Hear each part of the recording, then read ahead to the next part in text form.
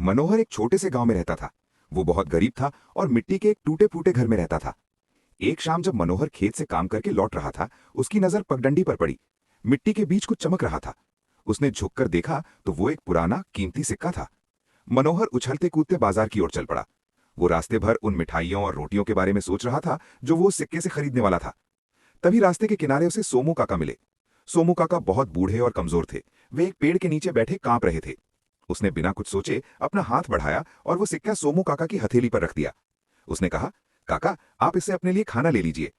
सोमू काका की आंखों में आंसू आ गए। उन्होंने मनोहर का हाथ थाम लिया और अपनी जेब से एक छोटा सा मटमैला बीज निकाला।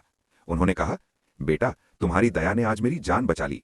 ये साधारण बीज नहीं है, इसे अपने आंगन में बो देना। तुम्हारी नेकी का फल तुम्हें जरूर मिलेगा। मनोहर घर वापस आ गया।